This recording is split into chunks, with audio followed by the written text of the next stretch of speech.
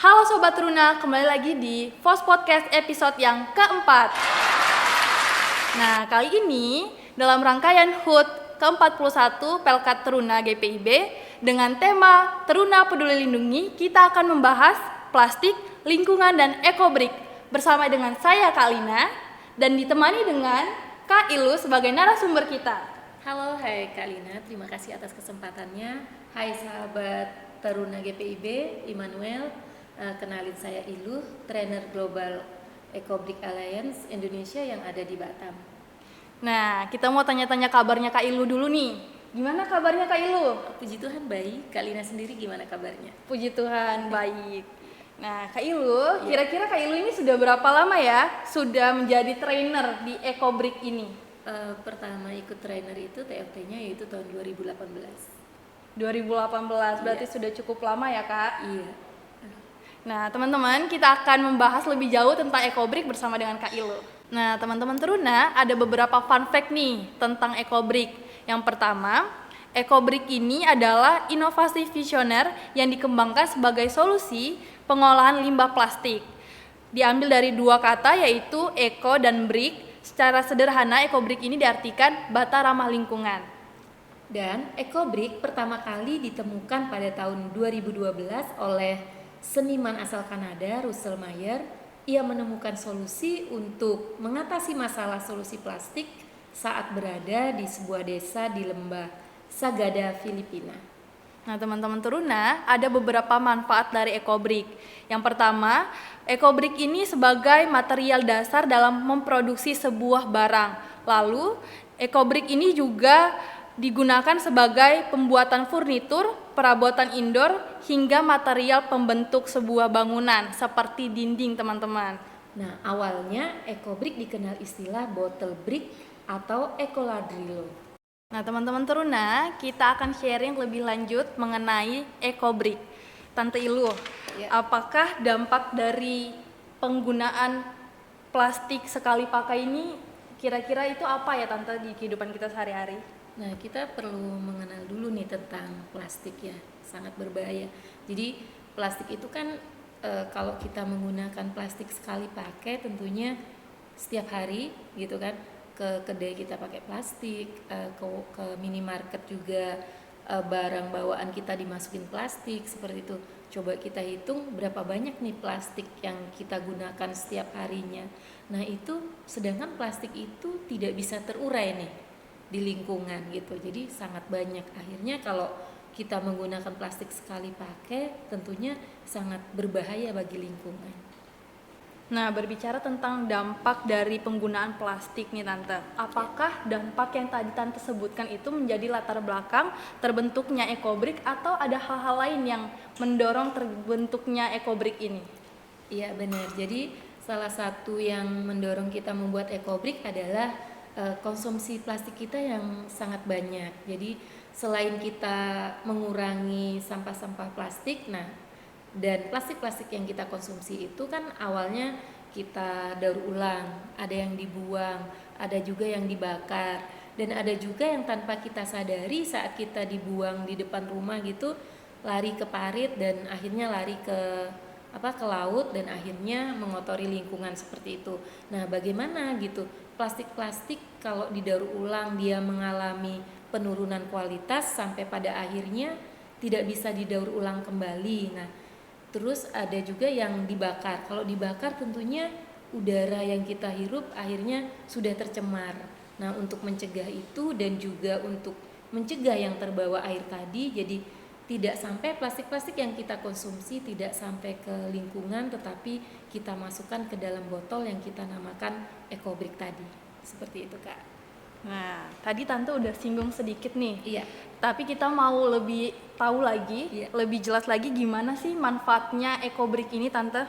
Nah, manfaat Ecobrik, kalau manfaat Ecobrik sendiri, si Ecobriknya kita bisa buat untuk lingkungan hijau, kita bisa buat untuk meja, kita bisa buat kursi, atau kita bisa buat untuk tatakan pot bunga. Biasanya kita kalau nanam bunga mama-mamanya di rumah gitu kan, ada alasnya. Nah, kita bisa buat seperti itu, tetapi catatan EcoBrick ini tidak bisa kita manfaatin penggunaannya terkena matahari langsung, karena di saat plastik terkena matahari langsung, disitulah molekul berbahaya itu mengotori lingkungan.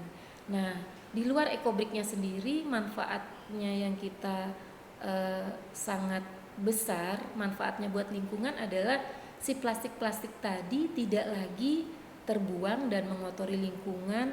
Ada juga yang plastik-plastik kita buang itu tanpa kita sadari kan mengakibatkan banjir salah satunya. Terus kalau sampai ke laut, ikan-ikan yang di laut tanpa kita sadari mereka mengkonsumsi, ada yang masuk ke dalam perut. Nah, sedangkan ikan sendiri kita yang konsumsi, seperti itu. Tentunya balik lagi membahayakan tubuh kita. Gitu, Kak. Wah, keren banget ya Tante EcoBrick ini. Iya. Kita mau tahu juga nih Tante, apa aja sih bahan-bahan yang harus disiapkan untuk membuat EcoBrick ini supaya teman-teman Teruna juga bisa membuatnya mungkin nanti di rumah.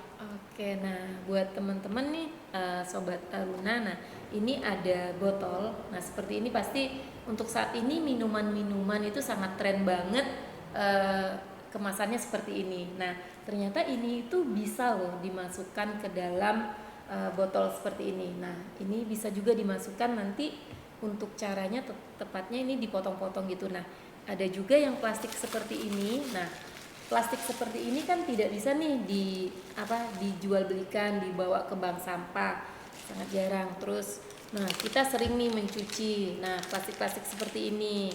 Terus ada juga, nah ini ada bungkus-bungkus permen, nah seperti ini ya. Nah jadi semua, dan ada juga sedotan. Nah ini kita masih mengkonsumsi sedotan plastik yang seperti ini. Juga ada mika, nah yang ketebalannya seperti ini itu bisa dimasukkan ke dalam botol, dijadikan EcoBrick seperti itu, Kak. Oke, nanti teman-teman Teruna bisa coba di rumah ya.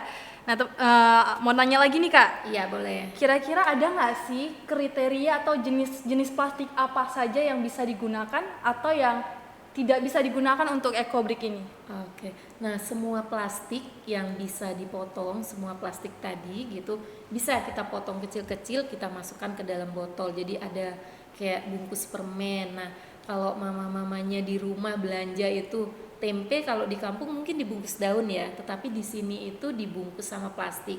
Nah itu kita minta deh mamanya, mama boleh dong plastik-plastiknya mulai sekarang dibersihin juga, nanti kakak Lina deh yang ngeringkannya gitu. Nah jadi semua jadi kayak plastik bekas minyak goreng itu kita cuci. Nah kuncinya sih plastik-plastik tadi itu bersih dan kering, biar di saat dimasukkan ke dalam botol itu tidak berbau dan tidak berjamur. Nah yang tidak boleh kita masukkan ke dalam botol EcoBrick itu adalah kaca, besi, dan botol-botol aluminium seperti itu. Nah kaleng-kaleng ya. Nah kalau kaleng-kaleng itu kan masih ada solusi bank sampah seperti itu. Jadi plastik-plastik yang kiranya tidak bisa didaur ulang, tidak bisa kita bawa ke bank sampah, nah itu bisa kita jadikan EcoBrick, Kak Lina. Oke Tante, tadi sudah kita bahas manfaatnya, kita sudah tahu juga bahan-bahannya, lalu sudah ada kriteria-kriteria khusus juga. Nah saat ini kita mau tahu juga nih Tante, gimana sih tutorial membuat EcoBrick? Bisa di-sharing kali Tante. Nah teman-teman Teruna, berikut merupakan tutorial untuk membuat EcoBrick. Oke, nah buat teman-teman, nah ini tutorial untuk membuat EcoBrick yang plastik-plastik yang sudah kita kumpulin, kita potong-potong. Ayo Kak Lina juga potong ya. Oke, boleh. Potongnya bebas ya Tante ya? Bebas, potongnya semakin kecil maka kepadatannya semakin bagus. Oke. Potong semua. Dan untuk motongnya mungkin kita tempatin ya, yang sudah kita potong itu kita tempatin biar sekecil apapun potongannya nanti tidak terbuang dan kembali mengotori lingkungan.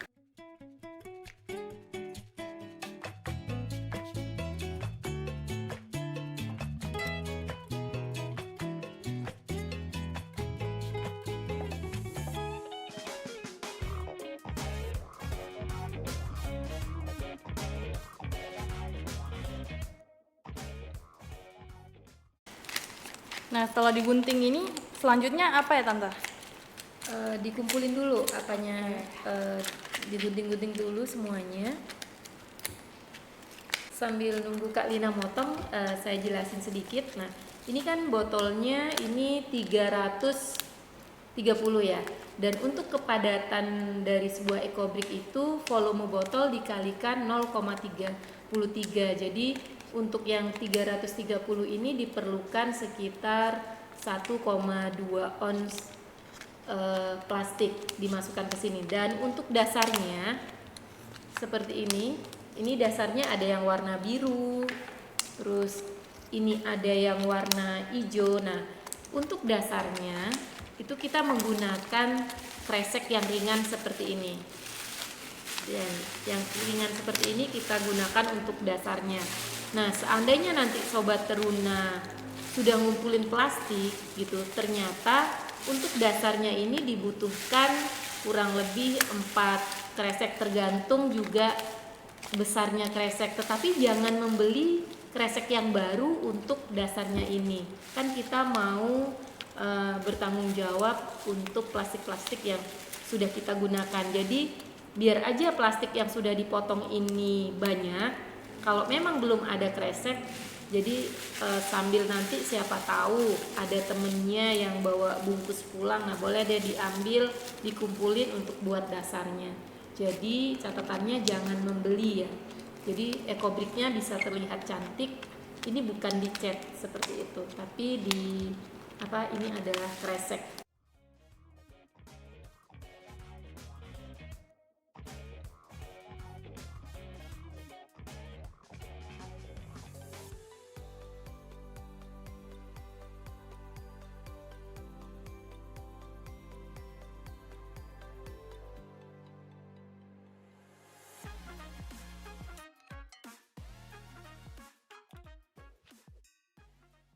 Nah, untuk motong-motong plastik ini bisa dikerjain umpamanya nih sambil nonton TV, temennya sambil main ke rumah, sambil nongkrong-nongkrong gitu, ngobrol-ngobrol, bisa sambil motong-motong.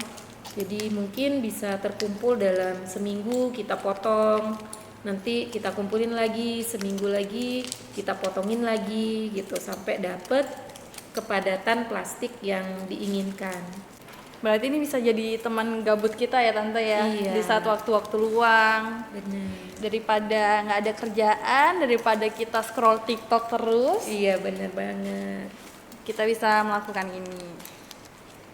Bisa dibuat konten juga biar semakin banyak Sobat Taruna yang mengikuti jejak kita untuk bertanggung jawab terhadap plastik-plastik bekas pakai kita. Bener banget itu Tante. Jadi kita juga bisa menyuarakan ya. Iya. Ini. Kita bisa jadi contoh untuk teman-teman lain, bukan untuk teman-teman Teruna aja, tapi untuk seluruh viewers kita mungkin, Iya. followers kita. Jadi banyak orang yang bisa mengikuti jejak kita ya. Iya. Jadi konten yang positif ya, yang bermanfaat. Bener banget. Oke, ini kita anggap cukup ya, karena ini memang butuh banyak. Jadi ini tutorialnya aja, tutorial untuk memasukkan plastik-plastik tadi yang sudah kita potong ke dalam botol. Nah, pertama-tama kita bikin dasarnya dulu dengan plastik yang berwarna, dengan kresek yang berwarna. Kakak masukin deh yang tadi, iya, satu-satu, dikit-dikit.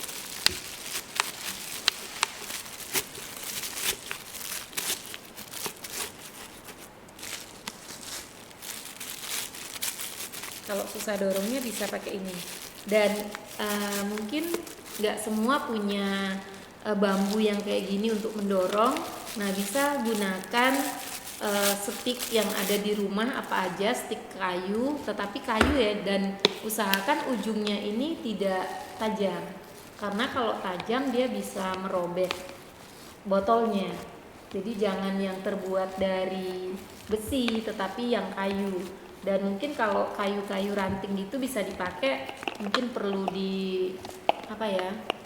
dengan pisau biar dia nggak tajam seperti itu. Ini cukup padat nggak ya Tante? Diisi lagi, karena untuk dasarnya itu dia nanti akan semakin tertekan, dia semakin tipis. Oke. Dan kalau biasanya ini kan ngerjainnya mungkin sambil duduk gitu. Saat menekan kita jangan bertumpu di meja atau di lantai. Saat menekan biar botolnya tetap bagus terlihat. Jadi tumpuan saat kita mendorong kita gunakan kaki atau paha kita. Jadi di atas paha kita. Kalau kita menumpunya dorong di atas meja, ininya akan penyok. Jadi nggak cantik dilihatnya.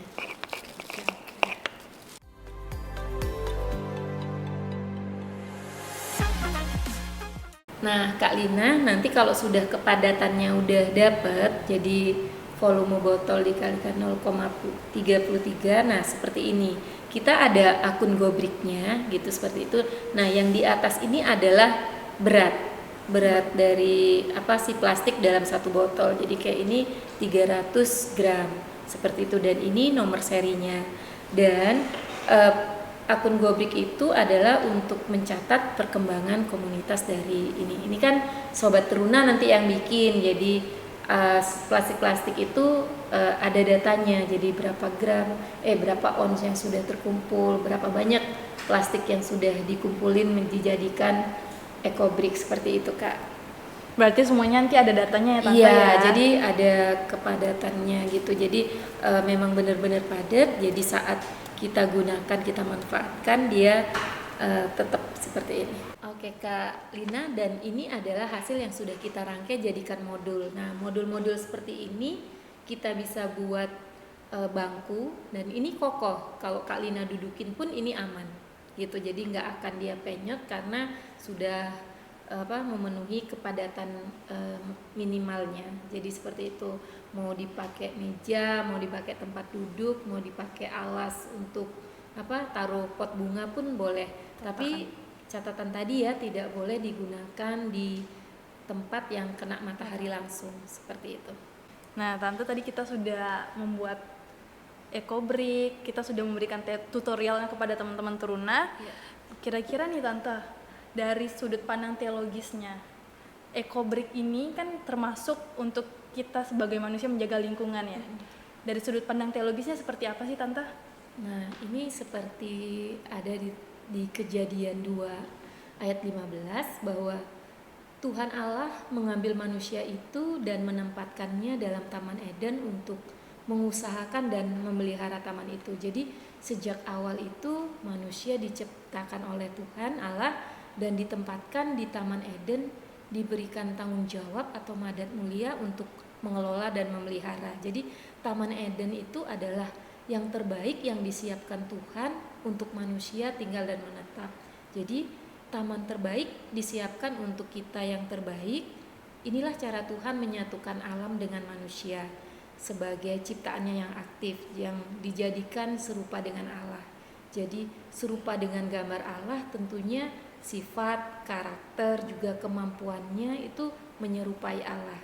Nah, taman sebagai wadah atau tempat istimewa yang disiapkan Tuhan untuk manusia. Jadi mari kita renungkan bahwa taman yang terbaik disiapkan Tuhan, lalu kita juga mendapatkan perhatian untuk mengelola, terus kita harus memelihara. Dengan kata lain, sudah baik pun tempat lingkungan kita tinggal sudah lestari seperti itu, namun tetap saja kita juga harus berperan aktif di dalam menjaganya. Kalau kita diam saja, tentu lingkungan itu juga akan kotor. Jadi sama saja di saat kita diam tidak melakukan apa-apa, sedangkan kita terus mengkonsumsi plastik gitu. Itu yang kita obrolin tadi.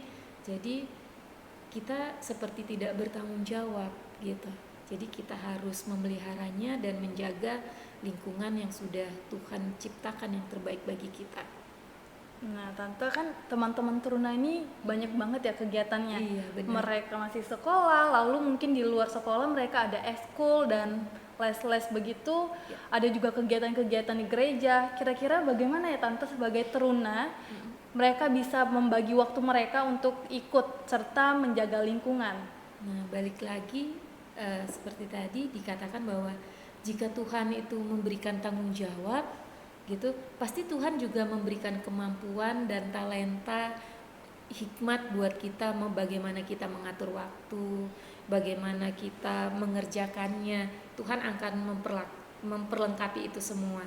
Tuhan tidak hanya menyuruh tanpa mempersiapkan diri kita, tanpa memperlengkapi kita, karena Tuhan dibilang menciptakan kita serupa dengan Allah gitu. Jadi Tuhan adalah pelaksana yang terbaik yang ingin bekerja sama dengan manusia pilihannya untuk bersama-sama mengelola tempat terbaik yang telah Tuhan persiapkan. Jadi dengan apa dimaksud yang seperti itu, memelihara adalah memperhatikan dengan sungguh-sungguh tempat yang sudah Tuhan berikan pada kita, karena untuk masa depan kita nanti, untuk kedepannya, karena ini akan berkelanjutan kan. Jadi bisa menjadi warisan untuk adik-adik kita, untuk generasi-generasi penerus, warisan karakter bertanggung jawab terhadap setiap karunia yang Tuhan berikan.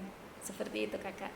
Nah, benar banget ya teman-teman Teruna. Hari ini kita belajar banyak banget dari podcast kita kali ini. Bukan hanya kita belajar untuk membuat ekobrik, bukan hanya kita belajar untuk melestarikan lingkungan, tapi kita juga dapat ilmu nih dari Tante Ilu bahwa memang kita diciptakan untuk bertanggung jawab atas alam ciptaan Tuhan. Begitu ya teman-teman Teruna. Lalu Tante, untuk teman-teman Teruna yang mau atau tertarik untuk ikut dan belajar lagi tentang ekobrik ini, kira-kira teman-teman Teruna bisa menghubungi siapa ya Tante?